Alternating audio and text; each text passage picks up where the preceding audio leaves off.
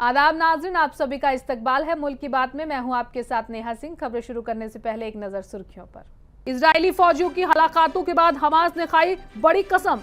गजा में जंग रुकने तक इजरायली हुकूमत उठाएगी फौजियों के जनाजे। गजा समझौता बहुत करीब, ट्रंप ने दी अच्छी खबर। ईरान को यूरेनियम खनन की इजाजत नहीं। ईरान के न्यूक्लियर प्रोग्राम को खास नुकसान नहीं, सिर्फ 2 महीने की देरी हुई, रिपोर्ट में हुआ खुलासा।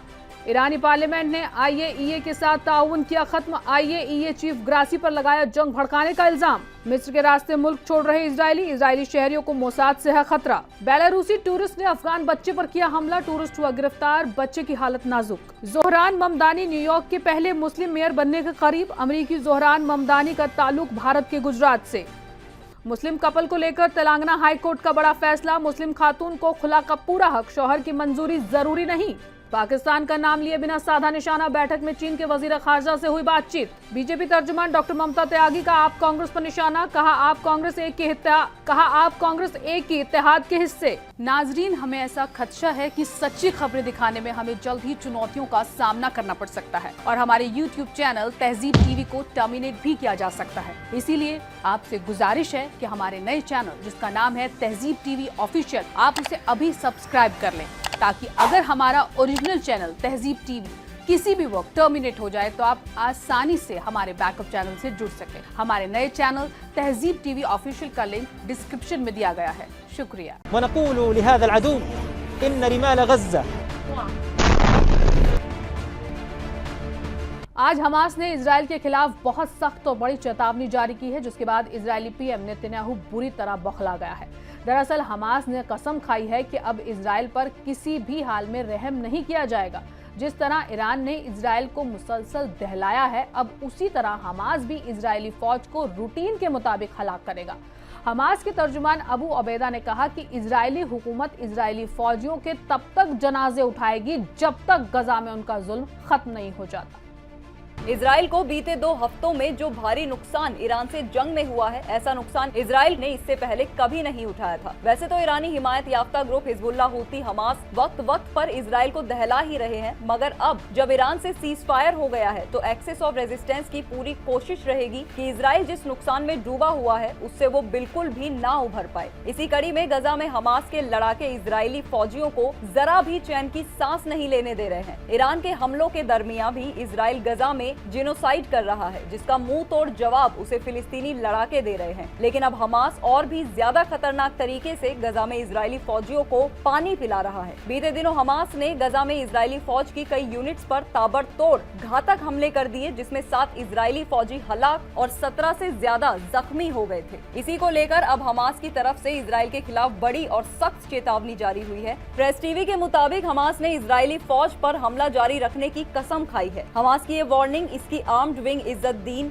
अल कस्साम ब्रिगेड के तर्जुमान अबू उबैदा की तरफ से आई है। उन्होंने कहा, जब तक इजराइल हमारे लोगों के खिलाफ जालिमाना जंग जारी रखेगा तब तक इंशाअल्लाह दुश्मन इजरायली फौजियों के जनाजे और लाशें उठाना इजराइल के लिए एक रूटीन बना रहेगा। गजा में इजरायली फौजियों की हलाकतों को लेकर अबू उबैदा ने इस ऑपरेशन को बहादुरी और हिम्मत का बेहतरीन कदम कहा। उन्होंने कहा, हमारे लड़ाके बहादुरी और हिम्मत की गैर मामूली मिसाल पेश कर रहे हैं। गजा में इजरायली फौज पर नए हमले इतिहास की जिंदा तस्वीरें हैं, जो साबित करती हैं कि हमारे लोगों की आजादी के फौजी जदीद दौर से सबके साहसी और बलिदानी हैं। हालिया मौत की तादाद मार्च के बाद से गजा पट्टी में इजरायली फौज के लिए एक दिन में हुए सबसे बड़ा नुकसान है। हमास के तर्जुमान ने इजराइल को साफ तौर पर ये बता दिया है कि इजरायली फौजी ज्यादा से ज्यादा तादाद में हलाक होंगे, उन पर रहम नहीं किया जाएगा। गजा पर जंग मुसल्लत करके इजराइल ने जो गलती की है उसका उसे भारी खामियाजा भुगतना पड़ेगा। बता दें कि कई रिपोर्ट्स में यहाँ तक कि इजराइल एक्सपर्ट्स तक ये दावा कर रहे हैं कि गजा में इजरायली फौज को भारी नुकसान उठाना पड़ रहा है। फिलिस्तीनी लड़ाके इजराइल पर कहर बनकर टूट रहे हैं और इजरायली फौज को नाको चने चबवा रहे हैं। इजरायली फौज ने कबूल किया है कि अक्टूबर 2023 में जेनोसाइड की शुरुआत के बाद से उसके लगभग 879 फौजियों से ज्यादा की मौत हो चुकी है। अमेरिकी सदर डोनाल्ड ट्रंप ने इस बात पर जोर दिया है कि ईरान और इजराइल के बीच जंगबंदी बहुत अच्छी है और अच्छी तरह से चल रही है। उन्होंने कहा कि गजा पट्टी में भी समझौता बहुत करीब है। साथ ही उन्होंने इस बात पर भी जोर दिया कि ईरान को जौहरी हथियार रखने की इजाजत नहीं दी जा सकती। ईरानी जौहरी सलाहियत पूरी तरह से तबाह हो गई है। उन्होंने ऐलान किया कि गजा पट्टी में भी एक समझौता अब बहुत करीब है। व्हाइट हाउस के चीफ ने ईरान पर हमले को गजा समझौते से जोड़ते हुए कहा कि इस हमले से कैदियों की रिहाई में मदद मिलेगी और इसमें पेशरफ्त हो रही है। नाटो के बारे में बोलते हुए उन्होंने कहा कि इत्तेहाद अपने दिफाई खर्च में 5% का इजाफा करेगा और कहा कि नाटो बहुत मजबूत होगा। अमेरिकी सदर डोनाल्ड ट्रंप और उनकी टीम ने उन सभी रिपोर्टों को खारिज कर दिया है। हाल ही में अमेरिकी बमबारी ने ईरान की 3 न्यूक्लियर ठिकानों को पूरी तरह से तबाह नहीं किया है, लेकिन एक जानकार सूत्र ने तस्दीक दी है कि ईरान के एनरिचमेंट यूरेनियम जखीरे को तबाह नहीं किया गया है। खुफिया मामलों पर चर्चा करने के लिए नाम ना बताने की शर्त पर बात करने वाले जराए ने कहा कि हमलों ने ईरान के जौहरी प्रोग्राम में सिर्फ 1 या 2 महीने की देरी हो सकती है, रॉयटर्स ने बताया। इसी तरह 3 जानकार जरायों ने खुलासा किया कि शुरुआती अमेरिकी खुफिया अंदाजा ये है कि हवाई हमलों ने तेहरान के जौहरी प्रोग्राम में सिर्फ कुछ महीनों की देरी की है। हाल ही के दिनों में बैनुल अक़वामी एटमी तवानाई एजेंसी यानी IAEA और इसके डायरेक्टर जनरल राफेल ग्रासी की ईरान के जरिए की जा रही लगातार तनकीद के बीच ईरानी पार्लियामेंट ने बुध को एजेंसी के साथ ताउन को मुअत्तल करने वाले कानून को मंजूरी दे दी। ईरानी समाचार एजेंसी ISNA ने रिपोर्ट की ये कानून अभी मंजूरी के इब्तदाई मरहले में है, जबकि इस पर आखिरी फैसला सुप्रीम नेशनल सिक्योरिटी काउंसिल के जरिए किया जाएगा। ये मतदान ऐसे वक्त में हुआ जब तेहरान में सीनियर अफसरान ने हाल के हफ्तों में बार बार इशारा दिया था कि ईरान वियना कायम एजेंसी के साथ ताउन को मुअत्तल करने पर गौर कर रहा है। ये तब हुआ जब ईरानी वजीर खारजा अब्बास अरागची और दूसरे हुक्म ने ग्रोसी पर इजरायली हमले में शामिल होने और उकसाने का इल्जाम लगाया। उन्होंने कहा कि एजेंसी के बोर्ड ऑफ गवर्नर्स द्वारा 2 हफ्ते पहले जारी की गई रिपोर्ट एक सियासी दस्तावेज था, जिसने इजराइल को ईरान पर गैर मामूली हमला करने का जवाब फराहम कर दिया। ईरान की एटॉमिक एनर्जी ऑर्गेनाइजेशन ने ऐलान किया कि वो अक़वाए मुत्तहिदा में ग्रोसी के खिलाफ शिकायत दर्ज कराएगा। ईरान और इजराइल के बीच 12 दिन तक चली जंग के बाद जंगबंदी का ऐलान कर दिया गया है, जिसके बाद से हजारों इजरायली शहरी मिस्र की सरहद पार कर चुके हैं, जिनमें से ज्यादातर जुनूबी सिनाई में हैं। ईरान और इजराइल के बीच 12 दिन तक चली जंग के बाद जंगबंदी का ऐलान कर दिया गया है। हालांकि इस पेशरफ्त ने मिस्र में फिक्र बढ़ा दी है। हजारों इजरायली शहरी मिस्र की सरहद पार कर चुके हैं, जिनमें से ज्यादातर जुनूबी सिनाई में हैं। ये शहरी कार, मोटरसाइकिल या पैदल ही शर्म अल शेख एयरपोर्ट पहुंचे हैं। मिस्र की सिक्योरिटी एजेंसियों को डर है कि इनके बीच मोसाद या शिन बेट के एजेंट छिपे हो सकते हैं। इससे जासूसी या गुप्त मिशन का खतरा बढ़ गया है। जुनूबी सिनाई एक सयाती मकाम है और यहाँ के होटलों में बड़ी तादाद में इजरायली सयाह आते हैं। हालांकि कोई भी हमला सयाती सनत को नुकसान पहुंचा सकता है और मिस्र और इजराइल के बीच ताल्लुकात को खराब कर सकता है। ये पेशरफ्त ऐसे वक्त में हुई है जब मिस्र ने गजा में इमदादी सामान ले जाने वाले मजदूरों को रोक दिया है, जिससे मिस्र के दोहरे मेयार पर सवाल उठ रहे हैं। 33 साला भारतीय अमेरिकी ज़ोहरान ममदानी न्यूयॉर्क के पहले मुस्लिम मेयर बनने की कगार पर हैं। ज़ोहरान ममदानी ने न्यूयॉर्क शहर के मेयर बनने की ओर पहला कदम बढ़ा दिया है।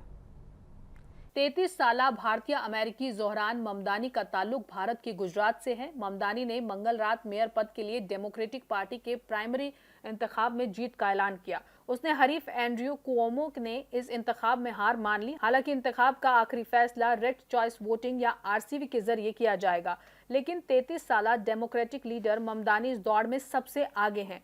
RCV एक इंतखाब निजाम है जिसमें वोटर अपनी वोट पर अपनी पसंद की बुनियाद पर उम्मीदवारों की दर्जाबंदी करते हैं। ममदानी ने हामियों में कहा कि आज रात हमने तारीख रकम कर दी। मैं न्यूयॉर्क शहर के मेयर के ओहदे के लिए अपनी डेमोक्रेटिक पार्टी का उम्मीदवार बनूंगा। कुओमो ने हिमायतियों से कहा कि आज उनका मुकाबला मौजूदा मेयर एरिक एडम्स से होगा। अगर ममदानी जीतते हैं तो वो न्यूयॉर्क शहर के पहले मुस्लिम और भारतीय अमेरिकी मेयर बन जाएंगे। मौजूदा मेयर एरिक एडम्स ने डेमोक्रेटिक प्राइमरी में हिस्सा नहीं लिया और वे फिर से आजाद उम्मीदवार के तौर पर इंतखाब लड़ रहे हैं। New York city board of election के नतीजों के मुताबिक ममदानी को एंड्रयू कुओमो से ज्यादा वोट मिले। रेड चॉइस वोटिंग में गिने जाने वाले वोटों की तादाद और भी कम हो सकती है, जिससे ममदानी की बढ़त और पक्की हो जाएगी। आज रात उनकी रात है, वो जीत गए। मॉस्को के शेरेमेत्योवो इंटरनेशनल एयरपोर्ट पर एक अफगान बच्चे पर पुश्तशद्दुद हमले के बाद एक बेलारूसी सैलानी को गिरफ्तार कर लिया गया है। ये बच्चा और उसकी मां ईरान पर हुए हमलों से बचकर रूस पहुंचे थे। ब्रिटिश अखबार डेली मिरर की रिपोर्ट के मुताबिक 18 महीनों का यजदान अब संगीन सर की हड्डी टूटने और रीढ़ की हड्डी में जख्म की वजह से जिंदगी और मौत की जंग लड़ रहा है। 31 साला तामीराती मजदूर वाल्दिमिर विक्टोव को गिरफ्तार कर लिया गया है और उसने बच्चे को कत्ल करने की कोशिश का इतिराफ कर लिया है। सीसीटीवी वीडियो में विटकॉफ को उस बच्चे को उठाते हुए और फिर मॉस्को एयरपोर्ट के आगमन हॉल की जमीन पर जोर से पटकते हुए देखा गया। मॉस्को रीजन की बाल लोकपाल केसेनिया मिशोनोवा ने इस शख्स को नशे में चूर दरिंदा करार दिया और कहा कि उसे बुढ़ापे तक सख्त मजदूरी की सजा दी जानी चाहिए। ईरान की तस्नीम न्यूज एजेंसी के मुताबिक रूस में ईरानी सफीर काजम जलाली ने इस वाक़े की मजम्मत करते हुए इसे बिल्कुल गैर इंसानी बताया। जलाली ने कहा, शुरुआत में कहा गया कि ये बच्चा ईरानी है, लेकिन रूसी खारजा वजारत ने हमें बताया कि केस को अफगानिस्तान के तहत दर्ज किया गया है। ये मासूम बच्चा जो इस वक्त कोमा में है, वाज़ेह तौर पर एक अफगान खानदान से ताल्लुक रखता है। सुप्रीम कोर्ट ने मंगल के रोज पॉपुलर फ्रंट ऑफ इंडिया के रहनुमा AS इस्माइल की मेडिकल जमानत की दरख्वास्त को नामंजूर कर दिया, जिन पर UAPA के तहत मुकदमा दर्ज है। अदालत ने कहा कि उनकी तिबी हालत इमरजेंसी नहीं है। मेडिकल बोर्ड के मुताबिक इस्माइल को अक्टूबर 2024 में स्ट्रोक हुआ था और उन्हें कई अस्पतालों में दाखिल किया गया था। उन्हें शदीद फिजियोथेरेपी और ब्लड प्रेशर की निगरानी की जरूरत है। समाअत के दौरान अदालत की बेंच ने कहा कि इस्माइल की तिब्बी हालत इमरजेंसी नहीं है, जबकि उनके वकील का कहना था कि अब उन्हें जेल में फिजियोथेरेपी के लिए नहीं ले जाया जा रहा है। मुकदमे की नजाकत को देखते हुए जस्टिस KV विश्वनाथन और जस्टिस नोंगमी कापम कोटेश्वर सिंह की बेंच ने ये जांचने के लिए नोटिस जारी किया कि क्या तिहाड़ जेल नंबर 3 में मौजूद फिजियोथेरेपी सहूलतें AS इस्माइल को दी जा सकती हैं, जो इस वक्त तिहाड़ जेल नंबर 1 में कैद हैं। मरकजी हुकूमत ने पॉपुलर फ्रंट ऑफ इंडिया पर दहशतगर्दी की फंडिंग करने, ट्रेनिंग कैंप लगाने और मुनाहिशुदा तंजीमों में लोगों को भर्ती करने के लिए उन्हें शदीद राय का शिकार बनाने का इल्जाम लगाया है। गिरफ्तारियों के बाद PFI और उससे वाबस्ता तंजीमों पर पाबंदी लगा दी गई है, जिसमें Campus Front of India, Rehab India Foundation, All India Imam Council, National Confederation of Human Rights Organisation, National Women's Front, Junior Front और एम्पावर इंडिया फाउंडेशन शामिल हैं। रुद्रपुर के MLA शिव अरोरा ने इस इमारत को गैर कानूनी मस्जिद करार दिया था। इंतजामिया के मुताबिक ये तामीर सरकारी जमीन पर हो रही थी और पहले ही सील की जा चुकी थी। उत्तराखंड के रुद्रपुर शहर में डिस्ट्रिक्ट डेवलपमेंट अथॉरिटी ने पहाड़गंज इलाके में एक मस्जिद को गिरा दिया, जिसे गैर कानूनी बताया गया। इंतजामिया का कहना है कि ये मस्जिद सरकारी जमीन पर बगैर इजाजत के बनाई गई थी और इसे पहले ही सील कर दिया गया था। इस कार्रवाई के बाद इलाके में कशीदगी का माहौल है। इंतजामिया की टीम के साथ बड़ी तादाद में पुलिस भी मौजूद थी। इस दौरान कुछ ख्वातीन ने एहतिजाज करने की कोशिश की, लेकिन इंतजामिया की सख्ती और तैयारी के सामने कोई असर नहीं हुआ। गली तंग होने की वजह से प्राधिकरण की टीम को हथौड़े और हैमर से तामीर गिरानी पड़ी। बुलडोजर का इस्तेमाल मुमकिन नहीं था। इस तामीर को रुद्रपुर के MLA शिव अरोरा ने गैर कानूनी मस्जिद बताया था। इंतजामिया के मुताबिक ये सरकारी जमीन पर हो रही तामीर थी और बगैर इजाजत के जारी थी। तामीर जारी रहने की खबर मिलने पर जिला तरक्की इदारे ने कार्रवाई का मंसूबा बनाया, जिसे सोमवार को अमली जामा पहनाया गया। SDM मनीष बिष्ट ने कहा कि ये तामीर मुकम्मल तौर पर गैर कानूनी थी और सरकारी जमीन पर कब्जे के लिए की जा रही थी। उन्होंने कहा कि इंतजामिया किसी भी गैर कानूनी तामीर को बर्दाश्त नहीं करेगा, चाहे वो किसी भी तबके से ताल्लुकात रखता हो। बेंगलुरु के संपेहगिल इलाके में एक मुसलमान नौजवान पर मुबैना तौर पर हमला किया गया और उसे जय श्री राम बोलने पर मजबूर किया गया। नौजवान अपने दोस्त के साथ एक ग्राहक से पेमेंट लेने गया था, जब कुछ नामालूम लोगों ने उन्हें रोका, गालियां दी, मारा पीटा। पुलिस ने मामला दर्ज कर तहकीकात शुरू कर दी है। अब तक हालांकि कोई भी गिरफ्तारी नहीं हुई है। बेंगलुरु के संपेगेहली इलाके में एक हैरान कर देने वाला वाकया सामने आया है। बताया जा रहा है कि एक मुस्लिम नौजवान पर हमला करके उससे जय श्री राम बोलने को मजबूर किया गया। ये वाकया 22 जून को शाम 4:30 से 5:30 के दरमियान पेश आया। मालूम हुआ कि मुतासिर नौजवान पेशे से मैकेनिक है और वो अपने दोस्त वसीम के साथ एक ग्राहक से पैसे लेने के लिए निकला था। जब वो चौकनहल्ली के पास दरख्तों के झुंड के करीब पहुंचा तो वहां 5 से 6 नामालूम अफराद आए और जमीर और वसीम को गालियां देने लगे और फिर मारपीट शुरू कर दी। FIR के मुताबिक जमीर किसी तरह वहां से भाग निकला, लेकिन वसीम को डंडों से बुरी तरह से मारा गया। जब वसीम दर्द से चिल्लाया और अल्लाह कहा तो हमलावरों ने धमकी दी और कहा जय श्री राम बोलो। वाकये के बाद मुतासिरीन ने स्थानीय थाने में रिपोर्ट दर्ज करवाई। पुलिस ने भारतीय न्याय संहिता 2023 BNS की धाराओं 126(2), 115(2), 118(1), 299, 352, 351(2) और 35 के तहत मामला दर्ज किया है। पुलिस का कहना है कि मामले की तहकीकात जारी है, लेकिन अब तक कोई गिरफ्तारी नहीं हुई है। बताया ये भी जा रहा है कि गवाहों और मुतासिर के बयानों में कुछ फर्क पाया गया है। फिलहाल मुलजमीन की शिनाख्त और पूछताछ का अमल जारी है।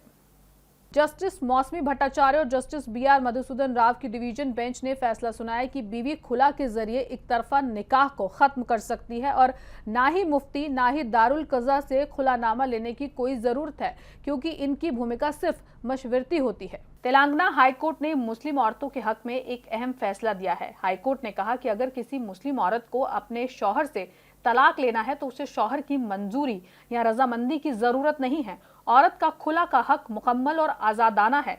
जस्टिस मौसमी भट्टाचार्य और जस्टिस बी.आर. मधुसूदन राव की डिवीजन बेंच ने यह फैसला सुनाते हुए कहा कि बीवी खुला के जरिए एक तरफा तौर पर शादी खत्म कर सकती है और मुफ्ती या दारुल कज़ा से खुलानामा लेने की कोई भी जरूरत नहीं, क्योंकि इनकी हैसियत सिर्फ एक राय देने वाले इदारे की होती है। हाईकोर्ट ने कहा कि अदालत का काम सिर्फ शादी के खत्म होने पर कानूनी मोहर लगाना होता है, जो दोनों पक्षों के लिए लाजमी बन जाता है। फैमिली कोर्ट को यह देखना होता है कि खुला की दरखास्त शरई और कानूनी तौर पर सही है या नहीं, क्या सुलह की कोई कोशिश हुई या नहीं, और क्या औरत ने मेहर वापस करने की पेशकश की या नहीं, इसे रिकॉर्ड किया जाए। कोर्ट ने इस पर जोर दिया कि यह कार्रवाई मुख्तसर होनी चाहिए और इसमें लंबी चौड़ी समाअत नहीं होनी चाहिए। यह फैसला एक मुस्लिम शख्स की अपील पर आया, जिसकी बीवी ने एक NGO सदाए हक शरई काउंसिल के जरिए खुला ले लिया था। शौहर ने फैमिली कोर्ट में इस तलाक को चैलेंज किया था, मगर फैमिली कोर्ट ने उसकी याचिका खारिज कर दी थी। हाईकोर्ट ने भी फैमिली कोर्ट के फैसले को बरकरार रखा। कुरान की आयत 228 और 229 सूरह बकरा का हवाला देते हुए कोर्ट ने कहा, इस्लामी कानून बीवी को शादी तोड़ने का पूरा हक देता है और शौहर की मंजूरी खुला की सही होने की कोई शर्त नहीं है। कोर्ट ने कहा कि इस्लामी किताबों में कहीं नहीं लिखा कि अगर शौहर राजी ना हो तो खुला नहीं हो सकता। वजीर दिफा राजनाथ सिंह ने चीन में SCO के वज़ीर डिफेंस के इजलास में दहशतगर्दी के खिलाफ सख्त मौक़िफ़ इख्तियार किया। उन्होंने दहशतगर्दी को रियासती पॉलिसी के तौर पर इस्तेमाल करने की सख्त मजम्मत की। राजनाथ सिंह ने पाकिस्तान में मौजूद दहशतगर्द तंजीम लश्कर तैयबा के हमले का हवाला भी दिया। वजीर दिफा राजनाथ सिंह ने चीन के किंगदाओ शहर में मुनक्किद शंघाई ताउन तंजीम के वज़राए डिफेंस के इजलास में दहशतगर्दी के मुद्दे पर सख्त मौक़िफ़ अपनाया। उन्होंने एक मुश्तरका बयान पर दस्तखत करने से इनकार कर दिया। कहा जा रहा है कि उस बयान में दहशतगर्दी और इलाकाई सलामती जैसे अहम मुद्दों पर भारत के नुक्ताए नज़र को कमजोर किया गया था। बीजेपी तर्जुमान डॉक्टर ममता त्यागी ने कहा कि आप पार्टी और कांग्रेस एक के इत्तेहाद के दल हैं। बीजेपी पर इल्जाम लगाकर वो अपनी सियासी रोटियां सेकने की कोशिश कर रहे हैं। आवाम इन दोनों को अच्छे से समझ चुकी है। आपको बता दें कि कांग्रेस दिल्ली के सदर देवेंद्र यादव ने कहा था कि आम आदमी पार्टी और बीजेपी एक दूसरे को अंदर खाने हिमायत कर रही हैं और इसी वजह से लगातार बीजेपी आगे बढ़ रही है। देवेंद्र यादव जी, जिनकी पार्टी दिल्ली में 3 बार शून्य पर सिमट चुकी है और वो पार्टी जिसने केजरीवाल जी को सबसे पहली बार दिल्ली में सरकार बनाने में मदद की, मेरे हिसाब से तो उन्हें कोई मौलिक अधिकार या एक कहना चाहिए नैतिक जिम्मेदारी ही नहीं बचती ऐसे कोई आरोप लगाने की, क्योंकि आम आदमी पार्टी को दिल्ली में लाने वाली पार्टी ही कांग्रेस पार्टी थी और कांग्रेस पार्टी के ही भ्रष्टाचारों को पुलिंदा ले लेकर केजरीवाल जी सड़कों पर घूमते थे और RTI लगाते थे। उसके बाद वो सरकार में आए और उस समय भी इन सब के बावजूद भी कांग्रेस पार्टी ने ही उनको सबसे पहली बार मदद की दिल्ली में सरकार बनाने की। देश में वक्फ को लेकर लगातार बवाल हो रहा था कि वक्फ मुसलमानी इदारा है, इसलिए दीगर मजहब को इसमें मेंबर बनाना ठीक नहीं है। ताहम दूसरी तरफ आज श्री आनंदन धाम पीठ ट्रस्ट वृंदावन के परम पूज्य गुरु श्री रितेश्वर जी महाराज ने सिख बिरादरी के सरदार हरजीत सिंह सब्रवाल को पीठ का तर्जुमान मुकर्रर कर दिया। सरदार हरजीत सिंह सब्रवाल ने कहा कि गुरुजी ने मुझे तर्जुमान बनाकर देश की अकलियतों को एक पैगाम दिया है। गुरुजी चाहते हैं कि इस मुल्क में अकलियत अपने आप को गैर महफूज ना महसूस करे। और ये जो जिम्मेवारी गुरुदेव के आशीर्वाद से मेरे को मिली है, हम इस मैसेज को बहुत बुलंदी से आगे लेके जाएंगे। और ये एक मैसेज भी है साइलेंटली उन सब वर्गों के लिए कि कोई किसी को किसी धर्म में नहीं तोलना चाहिए, बल्कि ये देखना चाहिए अगर कोई योग्य है सबको साथ लेके चलना चाहिए और प्यार से ऊपर की कोई भाषा नहीं है। नाज़रीन, मुल्क की बात में इतना ही। मुझे दीजिए इजाजत। आदाब।